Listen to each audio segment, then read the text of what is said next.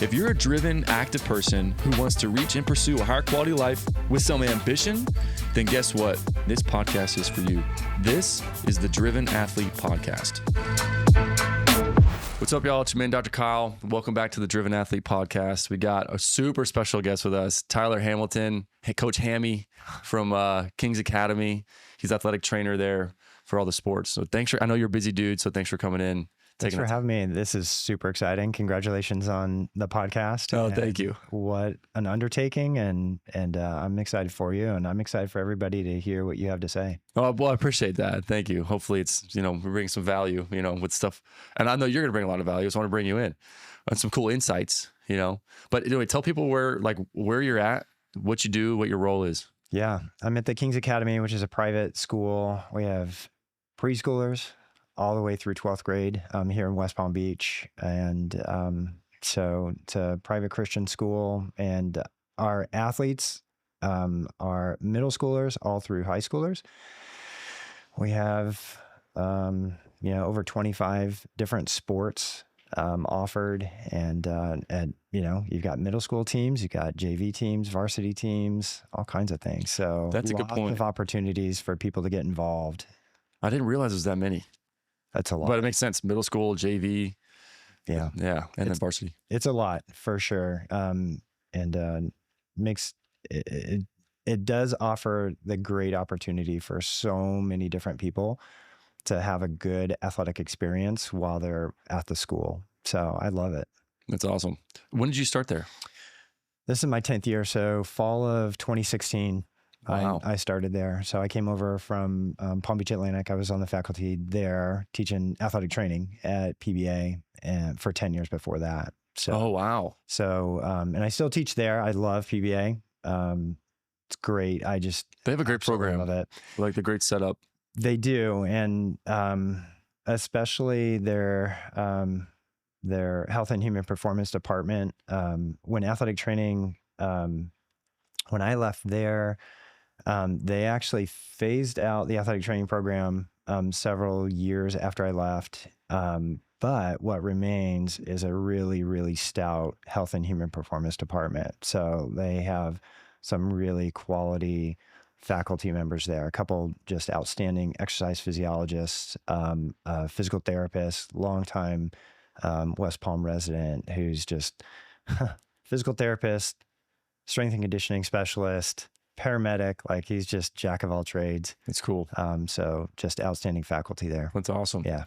We see some PBA athletes on occasion. They'll reach out and they always have great things to say about the whole sports program and the athletic training department. Yeah, the athletic training department's great. They've been there a while and they've got some great experience. So you taught there for 10 years. I taught there. I'm still an adjunct there. So I teach there once. I teach one class like every spring. So I love to keep my foot in there. Yeah. I really just am connected to that university. Love it. And so I was there full time though for 10 years. Before that, grad school. I did grad school in North Carolina at UNC Greensboro. And then before that, I worked for several years between undergrad and grad school. So before grad school, I was working for a few years. Where at? I'm from Southern I say I'm from Southern California. And so I went to undergrad at Cal State Fullerton in Orange County, California. That's where I did my athletic training program back in the day when it was the entry level was a bachelor's program. Mm-hmm. I did my athletic training program there. Fantastic program there. Worked for several years in Southern California. As an athletic trainer, I also I did some personal training stuff as well. So kind of found this niche with my background in athletic training. And I had also worked when I was going through college, I had worked in physical therapy before I got into athletic training. So I kind of had this confidence and this kind of this niche working with clients who had more complex medical histories, and then also athletes and that sort of thing. So that was kind of a fun chapter of life too. That's awesome. Yeah. So were you born and raised in Southern California? It's a convoluted question or answer because my dad's a retired Marine. Oh, okay. And So y'all bounced around. we did, yeah. I call San Diego home because that's where we were 3 different times. And I was actually born in Hawaii, but we didn't live there long. By the time I was born, my parents had like 1 more year left on the tour. So then we moved to San Diego, and then we bounced around, but always ended up coming back to San Diego. That's what I consider, kind of where I'm from Interesting. is, yeah. And I just love San Diego. I feel like it's always tough, like bouncing around a lot, moving around different schools, different homes. I think it depends on the person and the family and kind of your temperament for that. And your personality a little bit probably differs. If you ask somebody else, they may have a different answer. I loved it. I loved moving around, meeting new friends, just seeing new places. It's cool. It's good. One of the things that you kind of learn, I think, being in that lifestyle, is that almost no matter where you go across the country, between church and the military, you can go pretty much anywhere in the country and there's some kind of connection. Like either you know somebody or you know somebody who knows somebody. Yeah. And so you can make really good connections like pretty much anywhere you go in the country. It's true. Yeah. That's a good point. I love it. Yeah. That's cool. It's a great way. I liked growing up that way.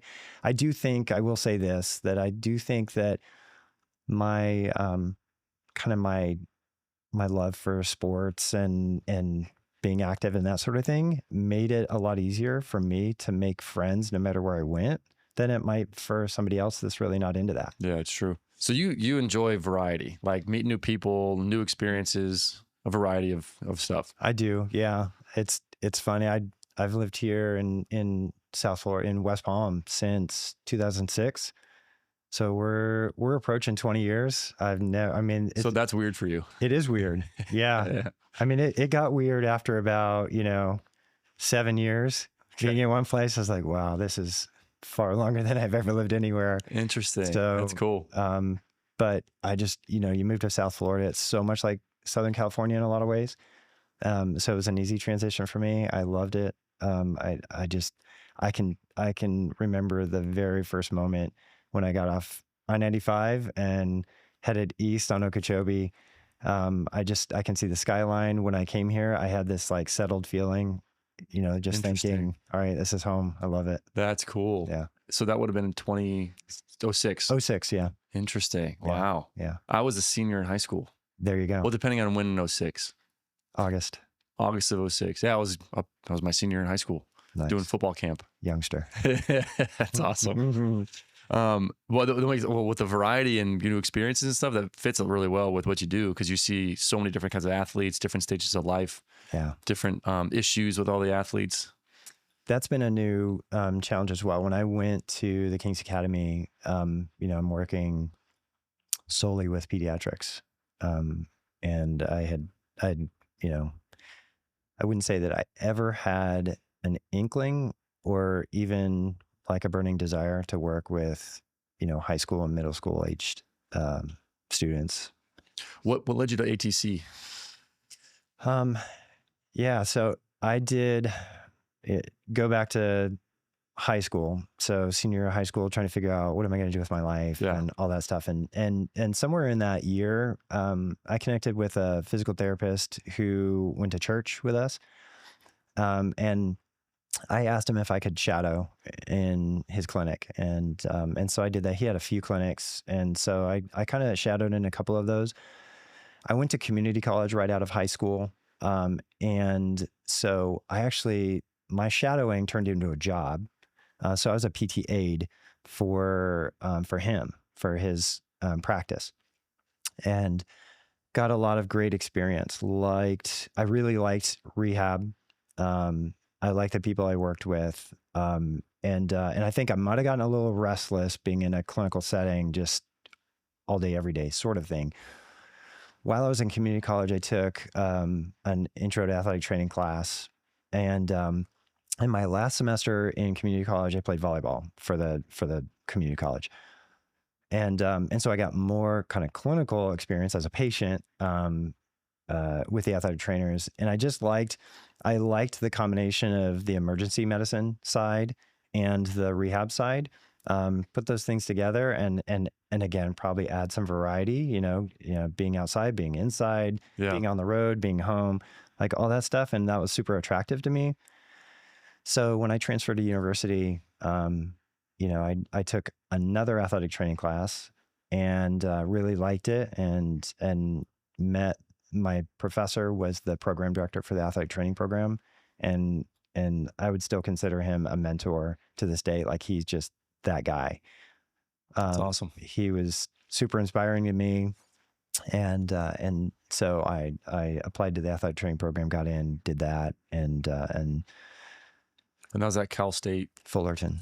Yeah, kind of well known for their baseball team. That's always been their kind of what they're known for. But they had some other good sports there as well when I worked there. So I was really fortunate to work with a variety of sports, and some of my peers, some of the people that I went through the program with, are just really, really top notch. Like, you see them today, and they're just doing fantastic work. And then the professors, I just really, there are some really great professors. So it was overall, it was a great experience. I never would have predicted it for myself. So, and this is like, you see this, a few times throughout my life where I could not have written the script for my life, because it didn't turn out that way.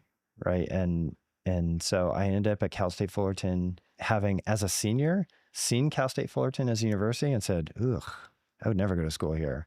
It's like, it's in a part of Orange County. It's like concrete jungle, freeways everywhere. It's like, half hour from the beach. I just wouldn't have thought, yeah, I'm going to go to school here. Interesting. So, yeah. And also, 30 minutes from the beach, that's a big drive. People would assume like, oh, you're in Southern California, like on the beach, like PBA is different. That's like, we're like a mile from the beach, but 30 minutes in California, Orange County, that's going to be traffic. Yeah. Traffic, and like a haul, it's like, we're going to the beach today. Like in Miami, when I went there, Coral Gables, it's like the same. Yeah. We're like 5 miles east of the beach, 5 miles. It would take an hour and a half. So it's like, we're going to the beach today. It's like, we gotta haul up, it's gonna be all day, I don't know if you were this way when you were in Miami, but I remember very distinctly when we moved to, or when I moved to Orange County, to go to school, like, your radio presets would all be set for stations that had traffic updates like every 6 minutes or something like that. And so, you get in the car, and when you're trying to decide, okay, where am I going to go, and how am I going to get to where I want to go? Yeah. You have to figure out, okay, what are the traffic patterns doing right now? Because then it'll determine what path you take to get Interesting. there. Yeah. We, that's, I mean, it's smart, but no, that's awesome. So then if you did feel like you would predict your script, what do you think you would have done instead? That's a good question. I think as a kid, I always wanted to be a Marine aviator like my dad. Okay. That was like my dream. Loved it. Had posters of all different aircraft all over my walls in my bedroom. That or professional soccer player. So I don't, but neither of those were going to happen for various reasons. Yeah. I had bad eyesight. I'm not that great of a soccer player, so. There's certain intangibles needed for either of those. Yeah. So I'm glad I wasn't in charge of, determining the script, I guess. No, I think, have you ever heard that saying that man makes plans and God laughs? Yeah. Yeah, that's what I feel like. Yeah, totally. Yeah, for sure. I definitely feel like that, So at King's Academy, we're coming from the spring season. Yeah. It gets busy. Mm-hmm. And what are the sports coming up? We have a lot of sports in the spring. Spring is probably when we have the most number of student athletes participating. So we have lacrosse, boys and girls lacrosse. We have softball, baseball, tennis. Track and field's a big one. A lot of people. Track and field's great because it's so accessible to so many people. You could never have played a different, some other sport, and you could go out for track and field, and there's probably going to be a place for you. Like what? It could be, sprinting. Maybe you're a great sprinter. They'll turn you into a great sprinter. Jumper, thrower.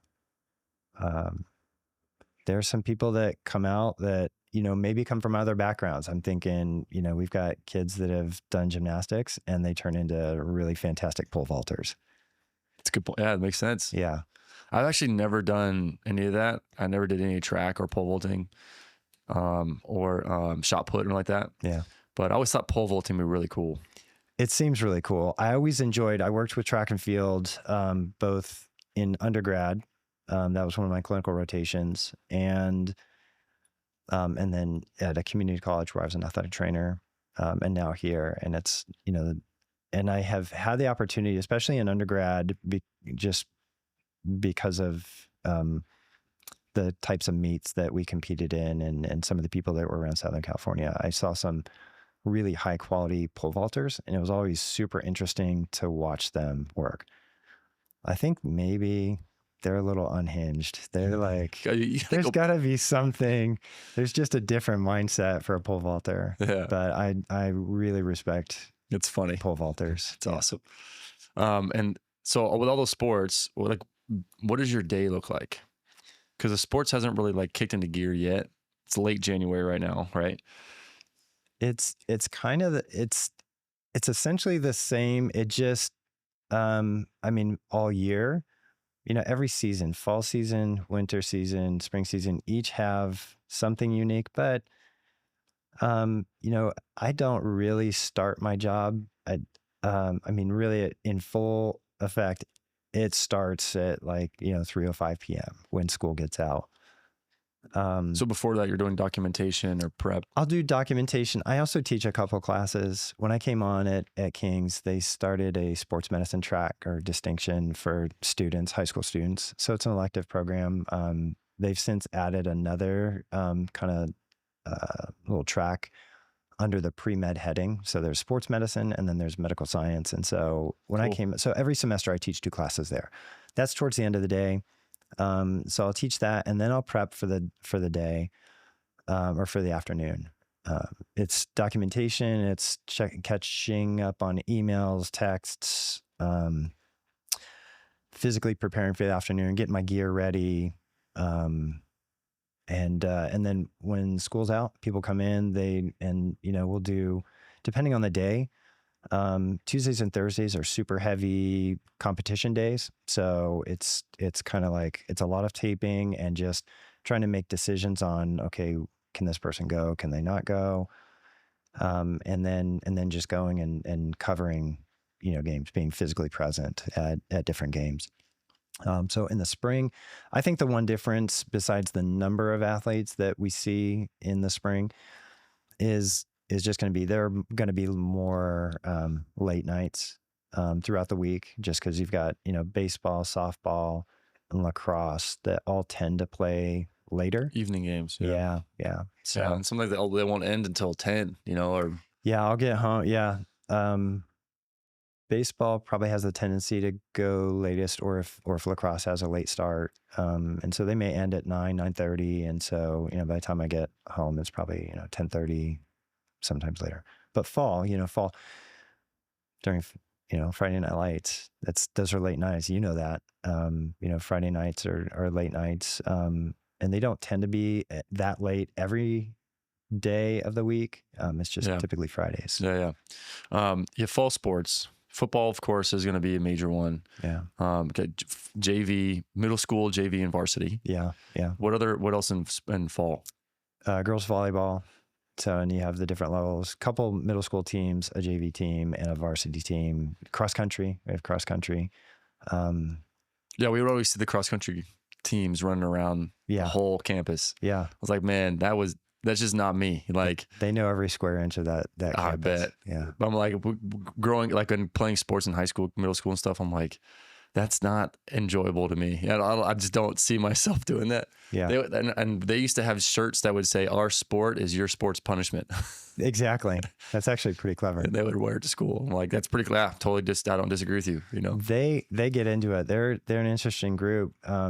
They're, I mean, if you had to just kind of pigeonhole a cross country runner, they're really, they're pretty systematic. They're very, routine, love data.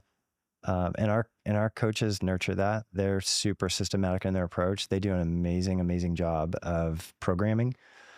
And so, those athletes, they've got their big, Garmin's and all that stuff and Tracking numbers. Yeah. and it's great because it is great because I can, if I see them in the clinic and they're having some kind of issue, I can ask them what their volume's been like, what's their intensity been, and they know what their volume's been.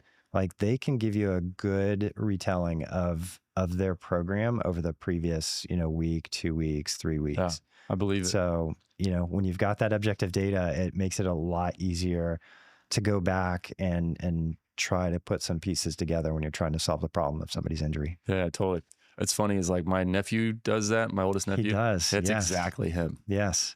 Numbers, got the Garmin, tracking everything. That's right. Could be very good with data and recalling, like boom, Yeah. boom, boom, boom. Yeah. The routine. It's awesome. It's funny. I've always thought that like, because I played a variety of sports growing up and stuff. I always feel like each sport has their own personality. Yes. There's a culture and a personality for like each different sport. Definitely. I want to get your opinion on this. I always felt like football was very military, lots of ego, Yeah. and lots of emotions, passion and Yeah. emotions. Yeah. Baseball was always very stoic and not much a lot of unwritten rules that you don't talk about. Yeah. And you just act a certain way, but you don't really speak about it. And then superstitious. Like you can't stand on the chalk line. You can't get dirt on the home plate, like whatever, when you're batting. So like superstitious, they don't really talk a lot, like emotions, and then they're unwritten rules. Basketball I always felt was like kind of too cool for school. Like they can't look like they're trying really hard, but they need to play good and play hard while looking good. They need to be like cool. Yeah, that's it. And then that's pretty good. volleyball. So I can say this because I played, right? I played football and volleyball in college. Yeah. So I played high level, but I'm a D2 in football. Yeah. Volleyball was D1, but volleyball seemed to be a little bit more drama, like just more drama, social drama. Guys would be, I don't know, cliquey and then mad at each other. I'm like, dude, like this is like an episode of The Bachelorette, like, oh my gosh. That's interesting. I don't know if you have that in your school, but yeah, that was my experience. I do see. I will say about baseball, they have a tendency to be pranky. They like to pull pranks. I totally, yeah. They joke on each other pretty good, and yeah. Let's see. Yeah, volleyball. I don't remember having. I've seen drama among volleyball teams for sure. I don't remember it. In my limited experience playing. I don't remember a whole lot of it. And I'm sure people have like way different experiences with different teams and play depends on the team. I think our guys tend to have a good time. There were a couple. Because our volleyball program is relatively new. The boys volleyball team, I mean. At our school, they pull in a bunch of guys that have never played before and they just train them to play. And some of those guys are just really good natured. So I think they bring a lot of levity to the program. Yeah. And so the really good players are really good, but I think having those other guys to kind of counterbalance them, it might act as like a check on any sort of, whatever drama, ego, whatever it is. Yeah. But I think our volleyball guys, at least at my school, tend to be, pretty good natured. Pretty level headed. They are, thankfully. The ones that I've only met a couple of them, but I know they're crushing it. I mean, they're like they've historically, the last Doing few really years, well. they've done really well. They won the state championship this past year. And that was, I mean, it was just a a massive highlight because that program was so new. Yeah, it's awesome. Yeah. So they did well. They lost seniors. So we'll see. I don't know who the setter is going to be this year. So that's going to be it's like losing your quarterback. Yeah. Yeah. So, They're the quarterback of the court for sure. Yeah. But you would say baseball pranksters. Yeah. Cross country is very data, routine, consistency. Yes. What would you say about basketball and football? Football, I think you were on with football. Very regimented, military-like, passion. Those guys are hardworking. And that's, you can have I've seen different identities within different football programs. And it's like this for any sport, for any team. Yeah, totally. But I think our particular program, what I have appreciated in particular is that the buy-in from the coaching staff on the strength and conditioning side in preparing their players has been magnificent, and it also shows the team how important that part of their training is. And so they then take that seriously, and then so you kind of have this, between coaching staff, strength and conditioning staff, and athletes and their families, because it's a massive sacrifice and commitment for the families, because you're talking about training all through the summer, all strength and conditioning during the summer, which changes family plans. And then you have, of course, a really long season in the fall. It's a big commitment, like huge. Film breakdown, practice prep, game film prep. Like there's a lot, and then analyzing the film and adapting to the crazy South Florida weather during the summer and the fall. Yeah, it was a bummer. Yeah, I feel like that there's the second season. I only coached 2 seasons there, and I love the culture, the Kings football culture. Everything I would agree. Like everybody was bought in. Everyone was super respectful. Everyone wanted to work. And make everybody better. The coaching staff, the culture was really great. I loved it. I was cool. And when first season that I went out there, and just hearing the sounds, the whistle, the pads, smelling the grass. Yeah, I was like, oh man, this is good. But it's a huge commitment. It for sure is. Yeah, they commit big time. But I think it's worth it. I think the overall experience, even if you had, I don't think this particular season, our guys performed as well as they had hoped or wanted to, but even still, the culture is I think pretty tight. Yeah, totally. And I coached Dan Burke. He's still the coach there. Yeah, Burke. Yeah, I liked him a lot too. Yeah, he's a good leader. Yeah. And he kind of I think he has a broader perspective on his role. I think every coach most coaches recognize that they're not just coaching X's and O's, that they are developing people. Yeah. And they're responsible for the development of people.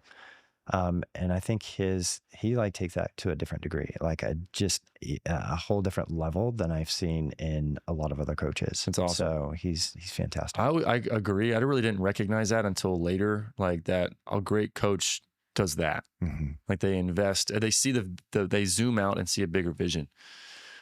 Which makes you think about, like, there's this cool, like, little anecdote that I heard somewhat recently. They were like, let's say that hypothetically this person was interviewing 3 stonemasons.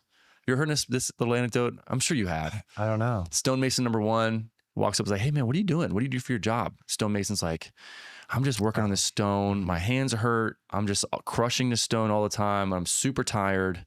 I just need to get lunch. I'm hungry. I just keep chipping away the stone. It's not even doing anything. And then so he doesn't like his job. Second stonemason, he's like, yeah, I've been working on this for a while. It helps feed my family. At least, I'm able, it's a job that I could reliable, and I earn an income. I just got to get here. This is what I do. I just got to get here. I got to do these stones, and this is what I do. Third person's like, oh man, can't wait to tell you about this. So I'm making this stone right here, but it's gonna be a big part of this huge cathedral building. Yeah. And like, it's going to be a really important component of like the structural integrity of this cathedral that so many people are going to come to, to have community. So I'm like really excited that I'm a part of this. I'm like, oh my gosh, that makes total sense. It's perfect. It's just the vision. Yeah. It's the zoom out. Like, what am I a part of something? Yeah. And the perspective. So anyway, I think I love that. I've heard that before, and it's very. I never heard it before. I just recently, you know, so great. I was like, man, I probably said it wrong, but I was like, no, Coach, you got it. it was pretty close. Yeah. Well, Yeah. Coach Dan, I feel like it sounds like he has that. A broader vision. Yeah. Yeah. And he says, and it's one thing to say that you're about that. It's one thing for a coach to say, yeah, I know I'm, we're bringing up men, we're, developing men, young men and that sort of thing. But really he walks the walk, like, and it's every day. There's reinforcement of that message every single day at the end of practice. After every game, they'll huddle. I mean, have you ever seen in football, like where after every single game, home or away, you get both teams huddled up and the coaches, like, I mean, it's a little mini sermon almost. It's like, hey, it's cool. We're out here just like banging heads. We're getting after it. We're getting dirty. Yeah. And then after the game, hey, this is what life's about. It is bigger than what we're doing right now, although this is a super important part of life. One day in the future, you guys on opposite teams may be working together. You guys are going to be raising your kids in the same community together. That's a good message. I've never heard that before. I like that. And that there are a lot of difficulties in life.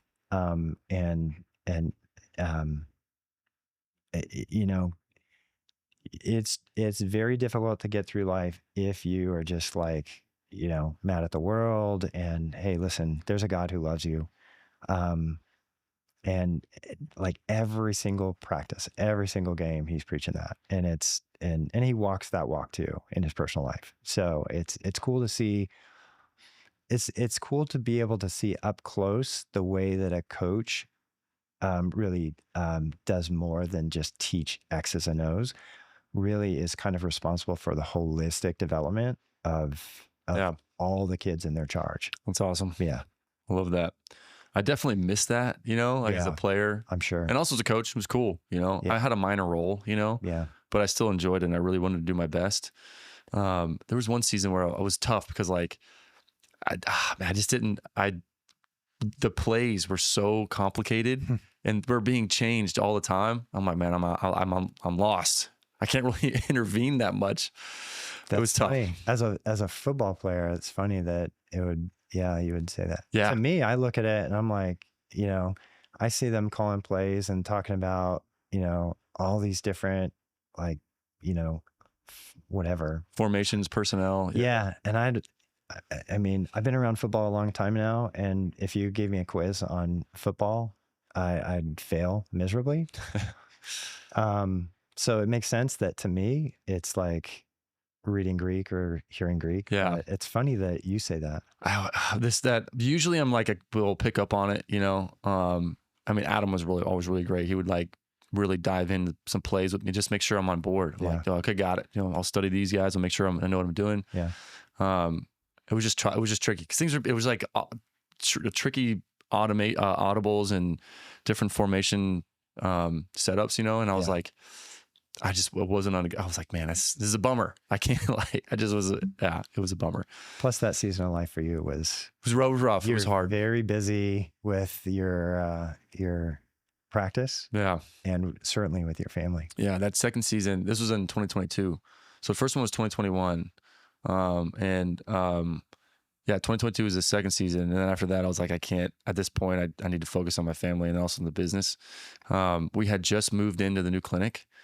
So it would have been August of 2022. So like July was like, okay, camp's rearing up, getting ready. Yeah. We had moved in here. April 1st was like officially the first time. My son was born April 28th. So then May, June, July, camp's coming. So we had a 3-month-old. And this was moving and grooving, a lot of changes were happening. I remember like the first day of camp, I got home for practice, and Nicole was like, "I can't wait for season to be over." Oh, and I was like, oh boy, this is not a good start." Yeah. But I get it, because my daughter was 2. She just turned 2. Yeah. And then my son was 3 months. And then this was moving and grooving. It was tough. But I was like, you know what? I got a plan. I'm going to be there Monday, Tuesday, Wednesday. I'm not going to come Thursday because I just walked through anyway. Yeah. And then game Friday. And then I won't be back until Monday. And, everyone was like, that's just the expectation. And like, that's what I love to help. Yeah. And they're like, cool. We'd love to have you, whenever you can. It was just a time commitment. There were definitely days where I get home at like 6:45, Yeah. because of traffic or whatever.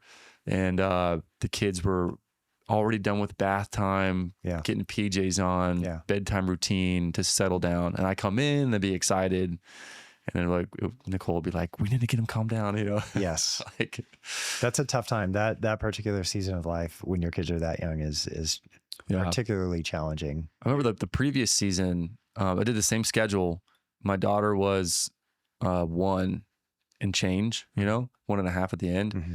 And there was definitely like a day where I didn't see her at all. I would go early for work, Yeah. and then go to practice, come home, and it'd be like 6:45. She was just like missed her nap or whatever was missing. Yeah. She's already asleep. So and then I would go back to work the next day before she woke up, and I wouldn't get home until the next day until like 6:30 Yeah. at bath time. That was tough. That is tough. And I was like, it's only 12 weeks. It's like a 12-week period. But yeah, so after the second season, like I'm going to pause. Yeah. 10 years from now, 5 years from now, we'll see. Yeah. As your kids get older, I think maybe reconsider. Yeah, and I'll coach them. See where you are as a family. Right. Exactly. Yeah. But it's funny though, is like, even though my daughter was so young, she still talks about loving going to the games. Oh, does she? Yeah. She's like, I want to go watch daddy's football game and like cheer for daddy, the team. And like, she loves all my kids so far, love the energy and like goings on, the people, like, That's what, lots of energy. That's one of the things that made our sort of integration into going to Kings so great and so a lot easier my first year there, because I loved teaching college, and then I go to and I went to now work in middle school, high school. It's a new environment. My kids are now in school, and so the fall activities, Friday night lights, like going to football games, like, as a family, I of course was working, but then my kids and my wife would go, and it made that, just having that to look forward to and to be part of, and like your daughter said, the energy and just the excitement associated with going to football games on Friday nights was just, it made that integration into a new environment and certainly a new job a lot easier and enjoyable. Certainly fun. Yeah. Yeah. That's cool. No, we definitely, we'll have to, we'll have to see, a couple of years, we'll see where we're at, Yeah. Cause I did enjoy it, and I enjoyed like the culture. I enjoyed being part of the development for young guys, and it was cool. Like I saw a player a couple of weeks ago, somewhere in Gardens, like we were getting lunch of some sort with my kids, and saw him in there. And I almost didn't recognize him because a lot older, just graduated. Yeah. And I was like, he was, "What's up, coach?" And I'm like, "Oh, man, what's up, man? Like you look big, Yeah. I think he was a freshman he might have been a sophomore my last year. Oh, wow. Yeah. Maybe a freshman. I think he was a freshman when I was my last year. But hey, that's cool. Yeah. I guess what I had heard from people was like, and I'm sure you would attest to that, like you don't realize the impact you have if you think you really weren't that significant, more than you think. I don't know. I don't know if that's true for me, but he remembered me, which is cool. I think it's probably true for everybody. There are things that you do intentionally. You hope they'll have an impact, but you honestly don't know, how the little things and maybe just the consistency, just your presence on a consistent basis, you just being there, it can hit somebody differently, right? It can have an immense impact on somebody's life. Yeah. So, especially for someone like you, with the clinical component, getting guys back to sports, working with them and stuff.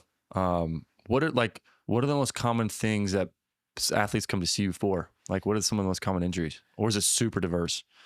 Um, yeah, I mean, you can always, I think I probably fit the statistical mold pretty easily. I think probably, you know, ankles, lower leg pain, knee pain. Those are probably, I would say lower extremity as a whole, but if you really nail it down, I'm going to say ankle sprains, of course, finger, sprains and that sort of thing. But yeah, ankles, lower legs, knees. That's what I probably see most. Which makes sense. A lot of growth spurts going on and vulnerable growth plate locations Yeah. with all the impact. The development. Yeah. And you have a variety of sports. So, and so many, for so many of those sports, they have to run, they have to jump in different ways. Like, your nephew runs and runs and runs, right? High volume, relatively low intensity, but, somebody that played the sports that you played, super anaerobic, there's just high intensity, maybe lower volume, but just high intensity, repetitive motions. And then you add in the kind of the challenge of development, just motor development and growth and that sort of thing. It's been super interesting. I've learned a lot, and I just continue to learn a lot about sort of the needs and the nuances of working with a pediatric population.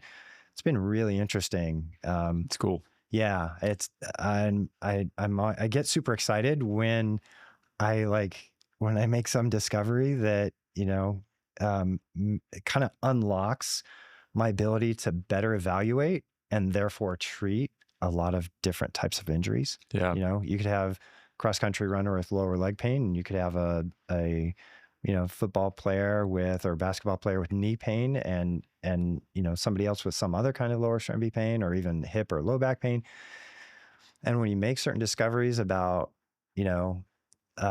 motor development and growth, normal growth, and then it kind of helps, like, it gives you a new lens through which you can see these injuries. Yeah. And that's super exciting. I love that. What would you say is like what suggestions would you, basically the injuries you've seen in that lens, if someone's like, hey, I'm going into season or I'm coming up, I want to lower my risk of injury, what things should I do? I think I probably harp on, I think maybe the two things that pop into my head first are variation or variability in your activities. I think Doing the same thing over and over.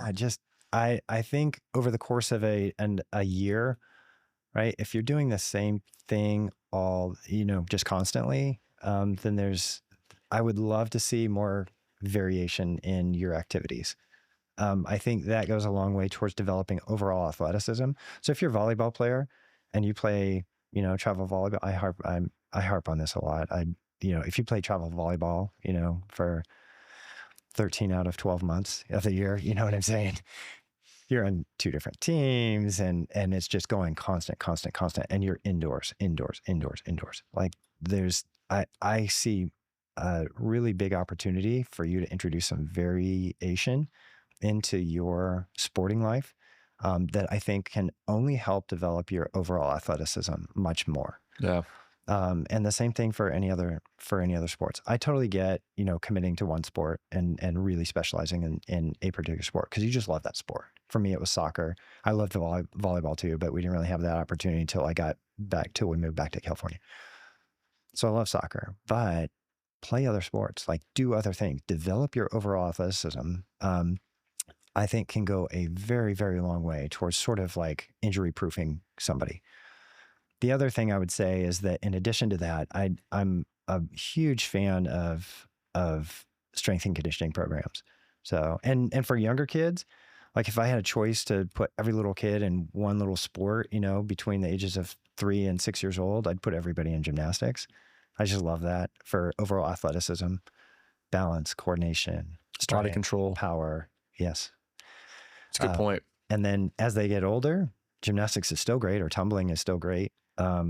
But then as you develop and kind of have the opportunity to then get into the weight room and to really come under the supervision, tutelage of a really high quality strength and conditioning coach, I wish I could put everybody with, our strength and With Coach conditioning Evans. staff. Yeah. And Coach Smith, both of them. They're super high quality.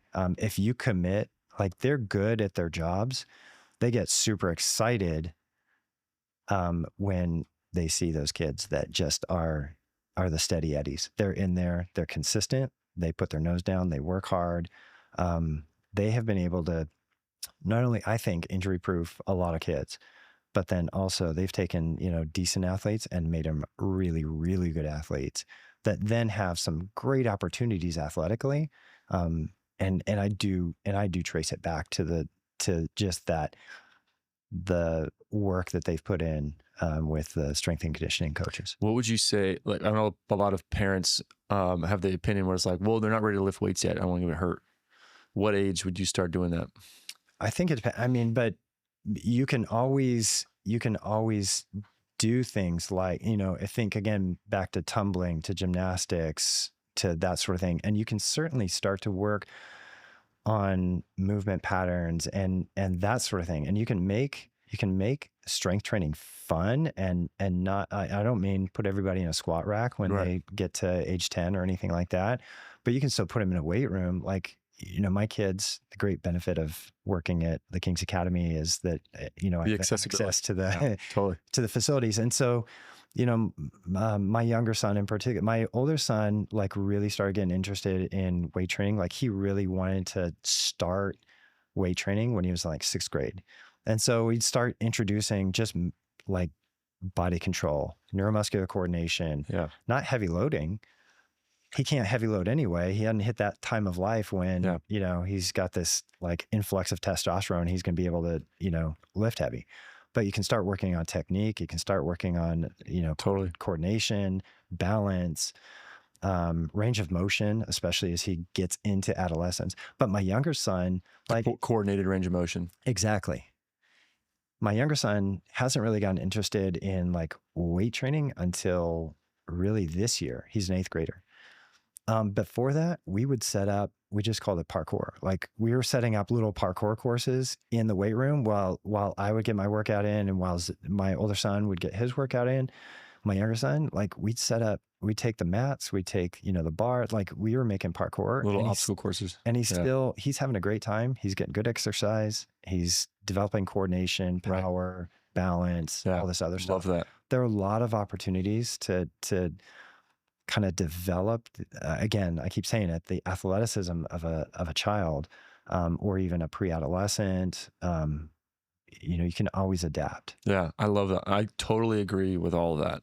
Where it's like, someone's like, we don't want to lift weights because it's going to hurt their growth plates. I'm like, we're not talking about heavy loading, but you can still learn the movement patterns, the movement control and coordination. What I had heard is like the biggest risk of injury is what you said, which is like the lack of movement control and coordination, and then doing the same things over and over again a lot. Yes. So like specializing early with poor mechanics. Yeah. Was basically the bottom line. There you go.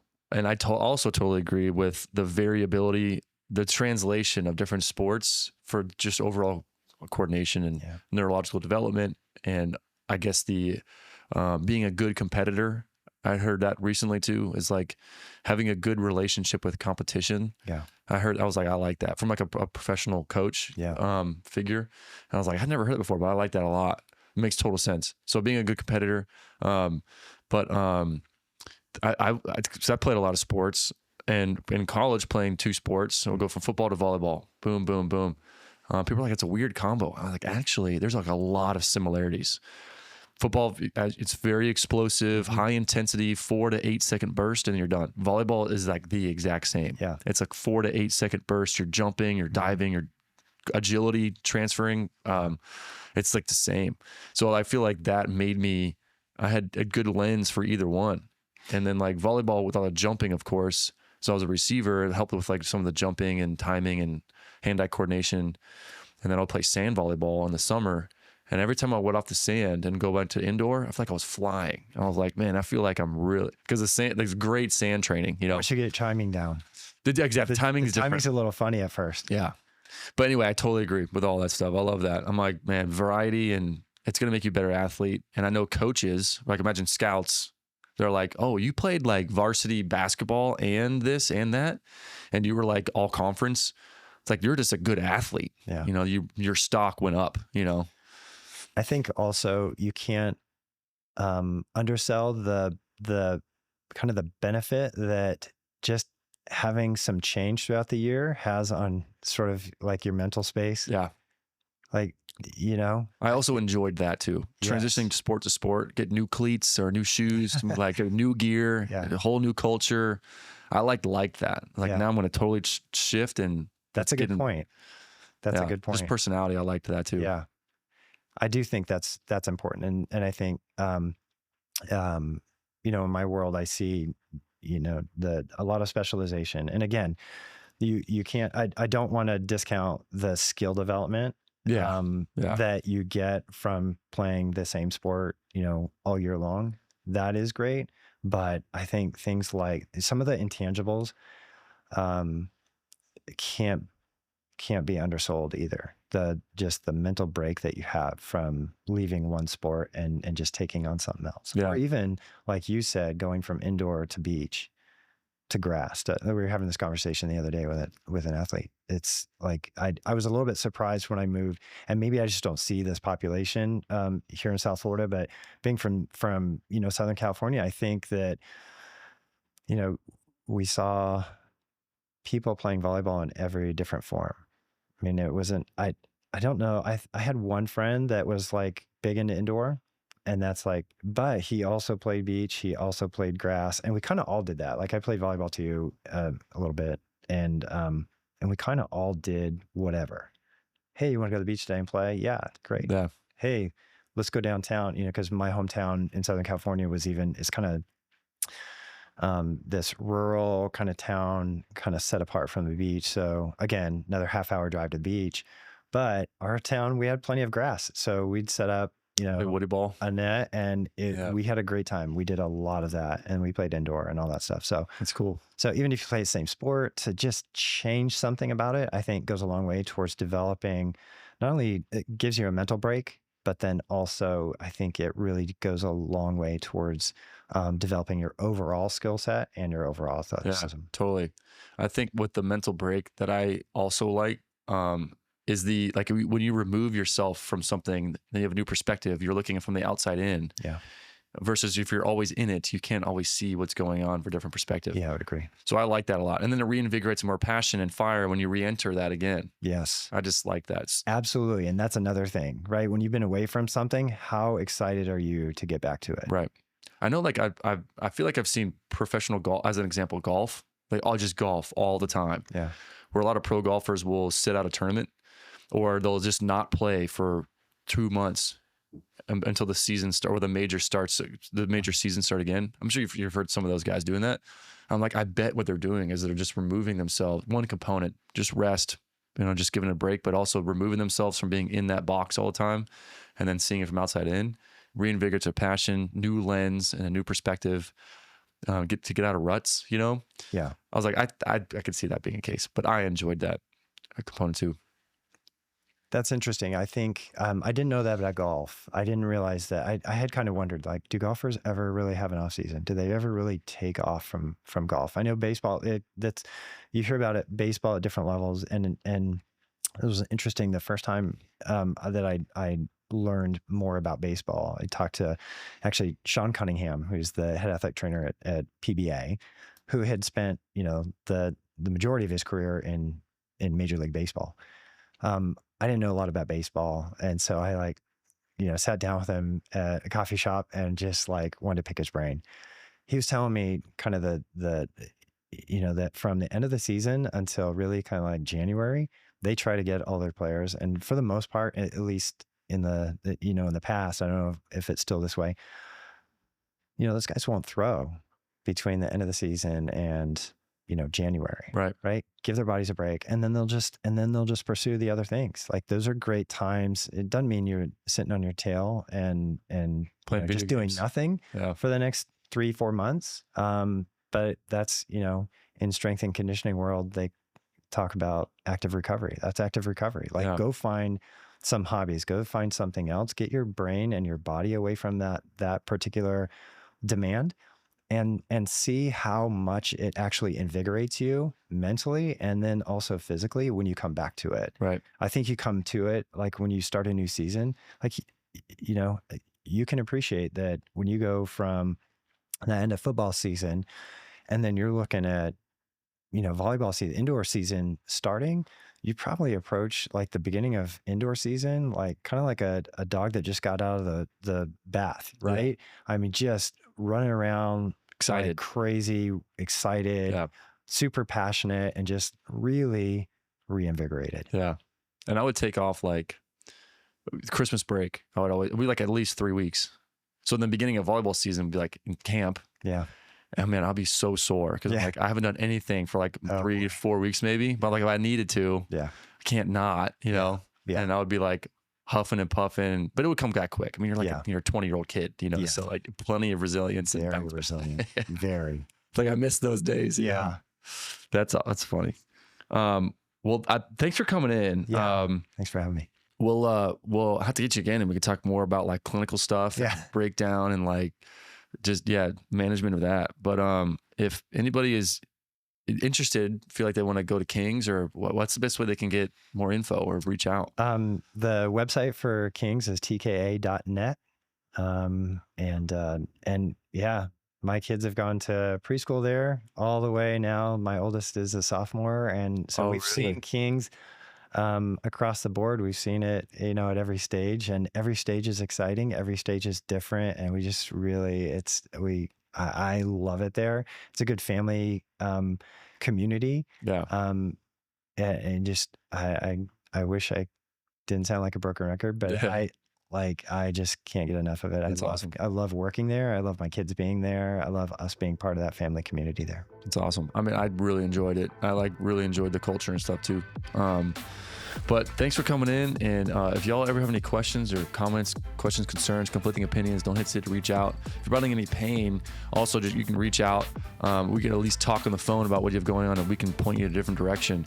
Or if you're an athlete that has questions, we can at least chat and maybe get some direction on that too. And we'll catch y'all next time. Cool. Well, thanks. One thing I wanted to say